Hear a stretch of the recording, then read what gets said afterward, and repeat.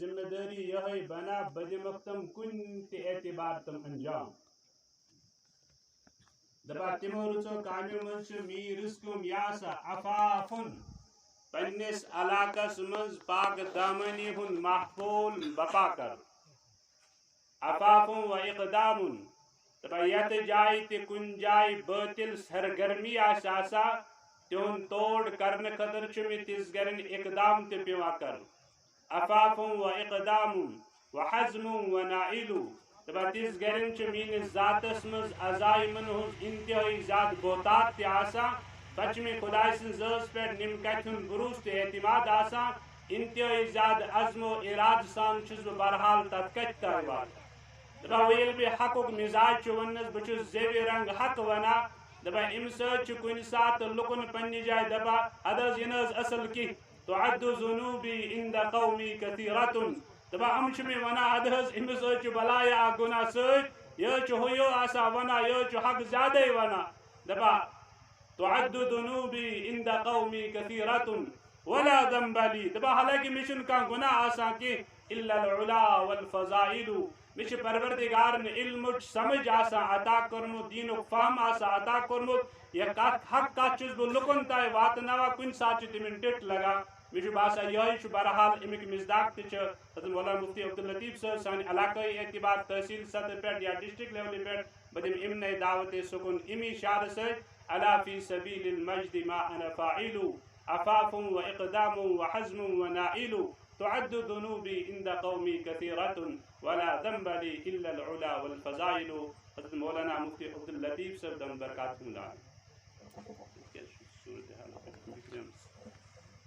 اللہ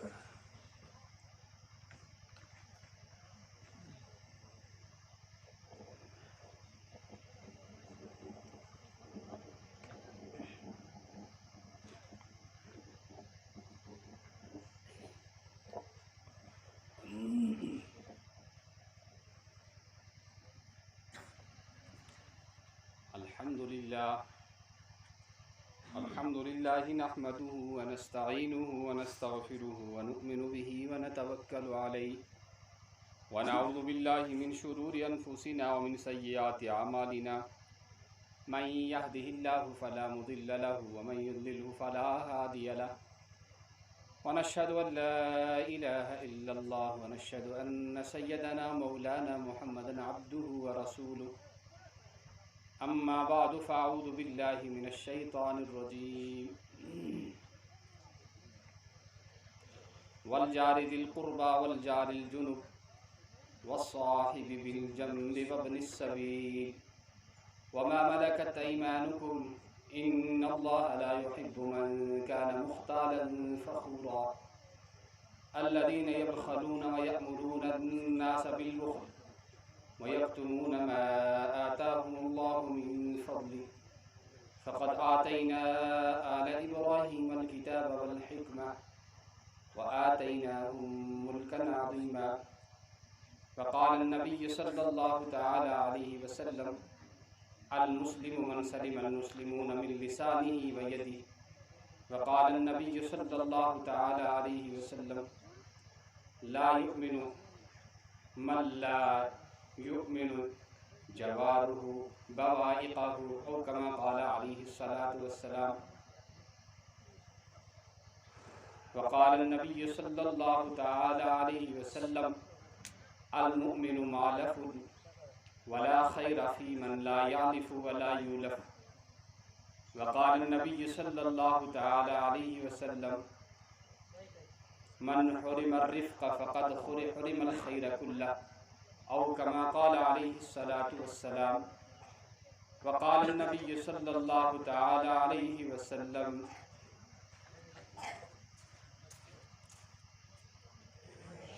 إن الجنة تحت أقدام أمهاتكم أو كما قال عليه الصلاة والسلام محترم سامعین، علماء کرام، بزرگان دین اور عزیز ساتھیوں، السلام علیکم ورحمۃ اللہ وبرکاتہ۔ اس وقت ہمارے لیے جو موضوع رکھا گیا ہے اس میں یہ بات بتائی گئی ہے کہ بھائی آپ ذرا ہمسایوں اور پڑوسیوں کے حقوق پر کچھ بات کر لیجیے۔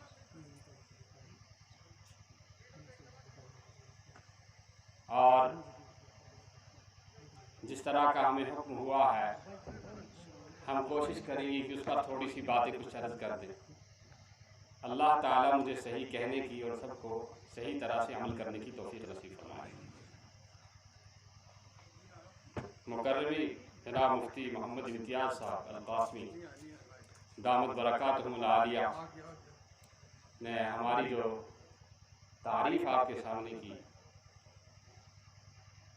تو میں اس کے لیے ان کو جزاک اللہ کہتا ہوں کہ آپ ہم سے پہلے بہت ہمارے علاقے میں آ کر آپ نے صبح سے یہاں ذمہ داریاں انجام دی، اس کے لیے ہم آپ کو جزاک اللہ کہتے ہیں، جزاک اللہ خیرا۔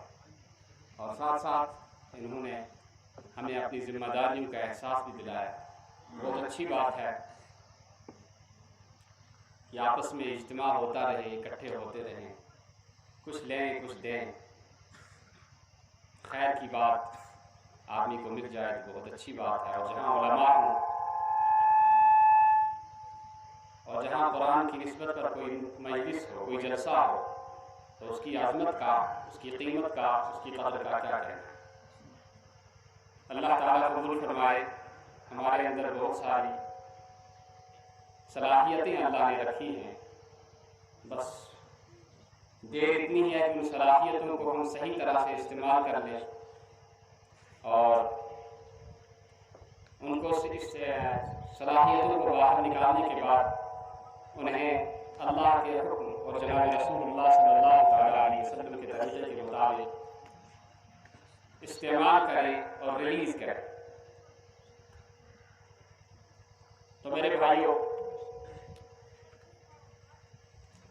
یہ دنیا ہے اور دنیا جو ہے یہ خیر و شر کا، اچھائی اور برائی کا سنگم ہے۔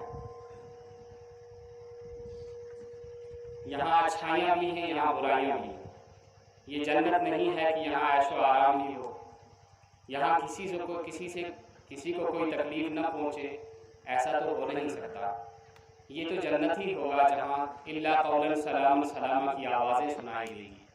جنت آنجا کسے رابا کسے کارے نباشد، کسے رابا کسے آزارے نباشد۔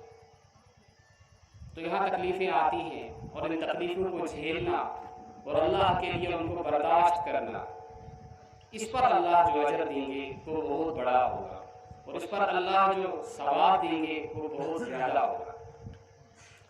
تو سب سے پہلے آدمی جب پیدا ہوتا ہے تو سوشل لائف میں اس کا جو واسطہ پڑتا ہے وہ اپنے گھر والوں سے پڑتا ہے۔ جب یہ دنیا میں آتا ہے اس کو کچھ پتہ نہیں ہوتا مجھے کیا کرنا ہے، کہاں جانا ہے، کیسے چلنا ہے۔ تو پھر اس کی ماں ہوتی ہے، اس کی والدہ ہوتی ہے جو اس کو سنبھالتی ہے، وہ اپنے آرام کو قربان کر کے سب کچھ لٹا کر اسے آرام پہنچانے کی فکر کرتی ہے۔ اسی لیے اللہ کے رسول صلی اللہ تعالیٰ علیہ وسلم سے جب سوال کیا گیا کہ یا رسول اللہ صلی اللہ تعالیٰ علیہ وسلم، میرے حسن سلوک کی اور میرے اچھے برتاؤ کی میرے لیے کون زیادہ مستحق ہے، میں کس کے ساتھ؟ تو اللہ کے رسول صلی اللہ علیہ وسلم نے 3 بار فرمایا امو، آپ کی ماں، اور 4تھی بار فرمایا کہ آپ کے ابا، آپ کے والد۔ تو سب سے پہلے جو بات ہے کہ ہم ماؤں کے ساتھ بہت ناانصافی کرتے ہیں، بیچاریاں مظلوم ہوتی ہیں، کچھ کہہ نہیں پاتی، کیا کہیں گی؟ لیکن آج ہم سے ماؤں کے حقوق بہت تلف ہو رہے ہیں، بہت حق تلفی ہو رہی ہے، ماؤں کو بہت تکلیف پہنچ رہی ہے۔ شادی ہو گئی اور دلہن آ گئی اور گھر کا نظام چل گیا، اب ماں کو نہیں پوچھ رہا ہے، اب ماں کو نہیں پوچھنے والا، اب کس کو پوچھ رہا ہے؟ پورا رجحان جو ہے وہ اپنی میڈم کی طرف جا رہا ہے۔ میرے بھائی، میں نہیں کہتا کہ آپ اپنی اہلیہ کے ساتھ، اپنی ازواج کے ساتھ اچھا سلوک نہ کرو، نہیں، ضرور کرو اور کرنا چاہیے بھی، لیکن آپ افراط و تفریط کا شکار نہ ہو کہ ایک ہی طرف نہ جھک جائیے۔ ماں کو شریعت نے اپنے حقوق دیے ہیں، اور بیوی کو اپنے حق دیے. کس لیے فرمایا کہ ان الجنت تحت اقدام امہاتکم، یہ مائیں جو ہیں ان کے قدموں کے نیچے اللہ نے تمہارے لیے جنتیں رکھی ہے. وہ جنت کے راستے ان بیابانوں سے اور ان غاروں اور گفاؤں سے ہو کر نہیں گزرتے ہیں، بلکہ وہ جنت کے راستے اگر تمہیں تلاش کرنے ہیں تو کہاں تلاش کرو؟ ماؤں کے قدموں میں، ماؤں کے پاؤں تلے ان کو تلاش کرو کہ ماؤں کا اکرام کرو، ماؤں کا اکرام کرو. اور یہ جو تمہاری ازواج ہیں یہ سب کچھ چھوڑ چھاڑ کے وہاں سے آ گئی ہیں، اپنے پورے خاندان کو الوداع کہہ دیا ہے. کس کے لیے کہا ہے؟ صرف نکاح میں 2 بول انہوں نے سنے ہیں، قبول ہے قبول ہے، بس اس پر سب کو چھوڑ چھاڑ کے آ گئی. اور پوری زندگی آپ کے کپڑے دھل رہی ہیں، آپ کا کھانا پکا رہی ہیں، آپ کی خدمت کر رہی ہیں، آپ کے بچوں کو پال رہی ہیں. تو دونوں کے حقوق ہیں. آپ دنیا میں آئے، اللہ نے آپ کو دنیا میں لایا، اور کس کے وساطت سے لایا؟ ماں باپ کی وساطت سے لایا. اسی لیے فرمایا وَقَضَىٰ رَبُّكَ أَلَّا تَعْبُدُوا إِلَّا إِيَّاهُ، تیرے رب نے یہ فیصلہ کر دیا ہے کہ اللہ کے سوا کسی کی عبادت نہ کرنا، اللہ کے سوا کسی کے سامنے نہ جھکنا. ایسا نہ ہو تم اسی دور کی طرف چلے جاؤ جو دور جتنے کنکر اور جتنے شنکر کا تھا کہ ایک آدمی جب مکہ سے باہر نکلتا تھا اور وہ اپنے ساتھ کچھ کنکریاں اٹھاتا تھا، اور کنکریاں اس لیے اٹھاتا تھا تاکہ میں ان سے استنجا کروں، اور آگے جا کر اس کا یہ حال ہوتا تھا کہ یہ انہی کنکریوں کے سامنے سجدہ ریز ہوتا تھا، یہ انہی سے اپنی حاجتیں مانگتا تھا. کہیں اس دور کی طرف تم نہ چلے جانا. اگر تمہیں کرنا ہے، دین سیکھنا ہے، تو خالص توحید پر چلو، اللہ کے حکم پر چلو، جناب رسول اللہ صلی اللہ علیہ وسلم کے حکم اور طریقے پر چلو. بھئی کہاں کی واہیات لے رہے ہو؟ کوئی کہیں جھک رہا ہے، کوئی کہیں جھک رہا ہے، کوئی کہیں رسیاں باندھ رہا ہے، کوئی کہیں دشیاں باندھ رہا ہے. ارے اولاد تو اللہ نے دی، ماں باپ تو اللہ نے دیے، سب کچھ اللہ نے دیا. کہاں جا رہے ہو اللہ کو چھوڑ کر؟ جس اللہ نے سب کچھ دیا اسی کو چھوڑ کر کوئی کسی پیر کا کہہ رہا ہے، کوئی کسی پیر کا کہہ رہا ہے، کوئی کسی بابا کا کہہ رہا ہے. ارے تمہارے بابے کہاں سے آ گئے بھائی؟ جناب رسول اللہ صلی اللہ تعالیٰ علیہ وسلم نے تمہیں سکھایا ہے؟ کیا قرآن پاک نے تمہیں یہ حکم دیا؟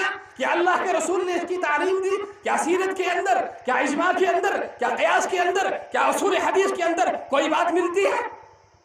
کہاں ماری گئی تمہیں عقل؟ تمہاری یہ عقل جس نے اللہ نے بنایا، جس نے عدم سے وجود میں لایا، اسی اللہ کا انکار کر رہا. کھاؤ کسی اور کا اور گاؤ کسی اور کا، کرے کوئی اور بھرے کوئی اور. ارے کہاں کا انصاف؟ الجاہل عدو لنفسہ فکیف یکون صدیقا لغیرہ. یہ تو اپنے آپ کا دشمن ہے بھائی، یہ دوسرے کا دوست کیسے ہو سکتا ہے؟ تو سب سے پہلے فرمایا میری توحید کو پکڑ کے رکھنا.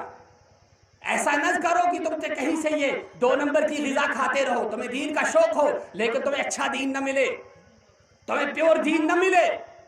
اس آدمی پر اتنا افسوس نہیں جس نے کبھی دین کی مجلس کو منعقد نہ کیا ہو، جس نے کبھی دین کی مجلس کو اٹینڈ نہ کیا ہو. اس پر زیادہ افسوس ہے جو پوری زندگی پاپڑ پیلتا رہے، جو پوری زندگی مشقتیں برداشت کرتا رہے، جو پوری زندگی زہد اور ریاضت کے ساتھ گزارے، لیکن آخر میں اس کو صحیح دین نہ ملنے کی وجہ سے اس کا خاتمہ بالخیر ہی نہ ہو. خیف ہے اس زندگی کے لیے اور اف ہے ایسی محنتوں کے لیے. اسی لیے علماء حق سے جڑو بھائی. بازار میں جیسے اچھی چیزیں بکتی ہیں تو ڈپلیکیٹ بھی بکتی ہیں، کہیں دھوکہ نہ لگ جائے.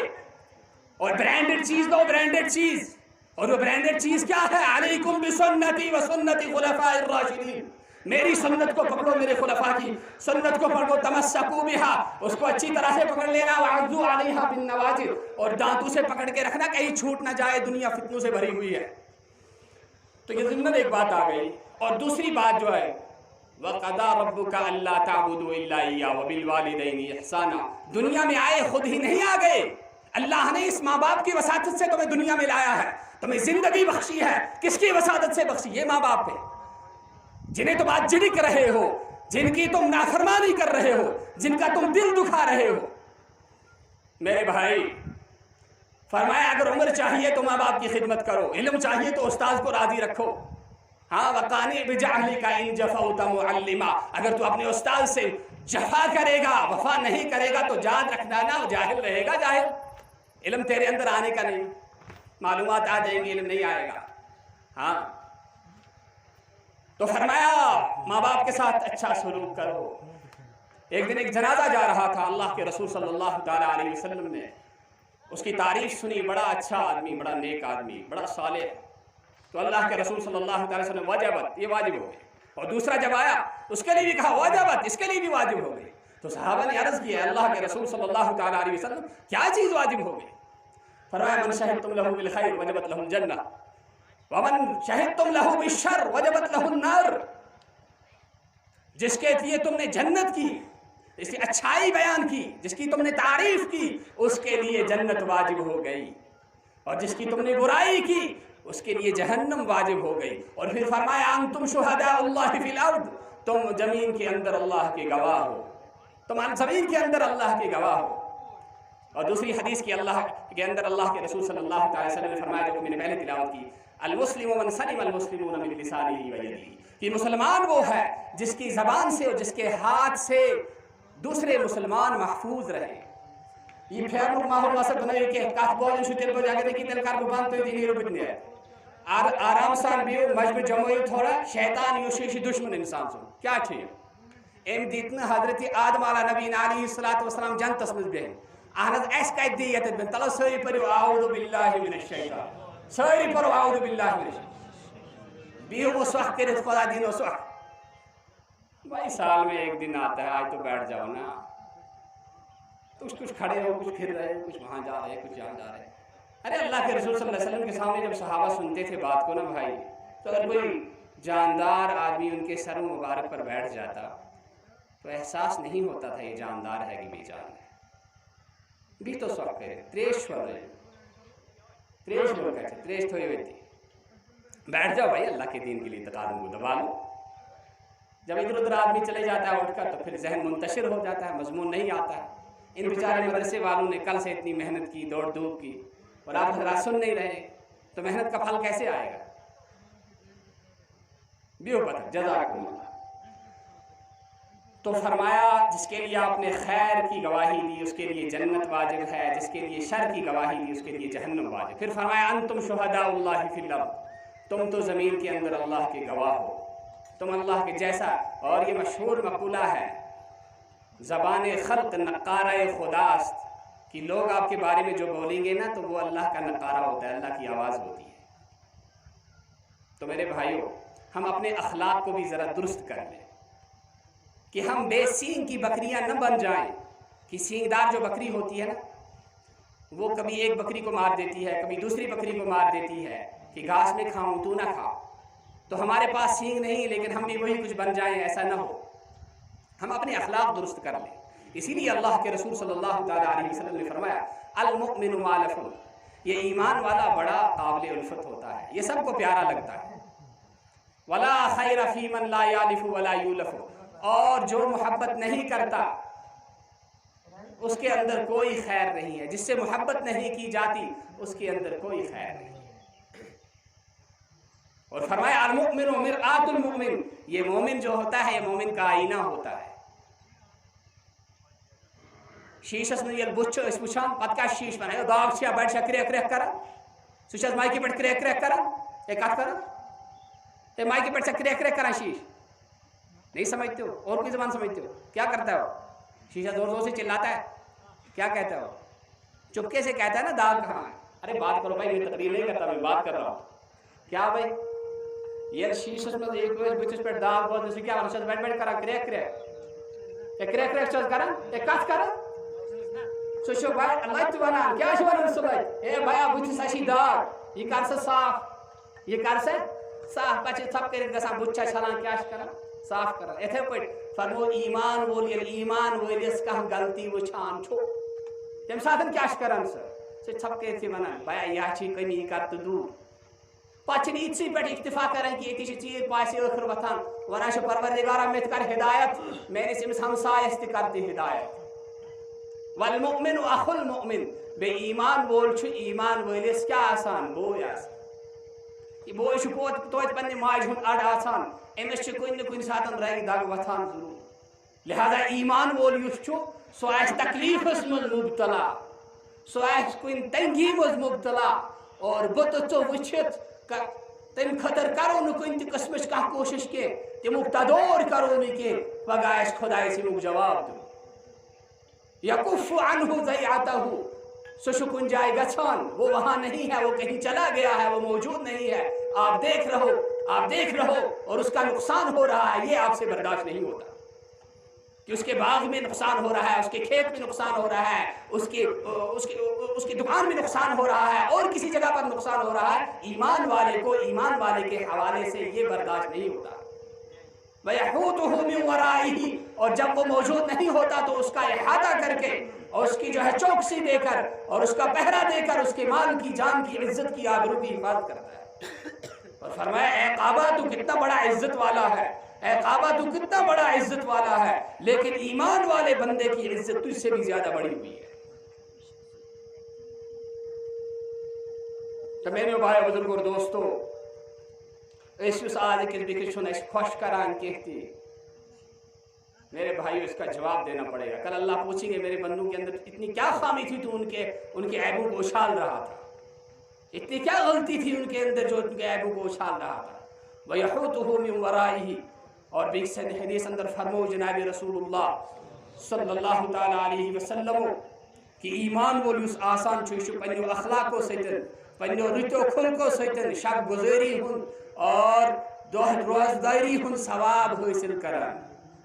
लिहाजा हम अपने अखलाक को दुरुस्त कर लें। दुनिया में चंद दिन जीना है, ज़्यादा हज़ारों साल हमें यहाँ नहीं रहना है, कुछ दिन जीना है। लिहाजा हम अखलाक के साथ जी ले, अच्छाई के साथ जी ले, अपने माँ बाप के साथ अच्छा सलूक करें, अपने रिश्तेदारों के साथ अच्छा सलूक करें, अपने पड़ोसियों के साथ अच्छा सलूक करें, अपने माँ बाप के साथ अच्छा सलूक करें, अपनी बीवी के साथ अच्छा सलूक करें।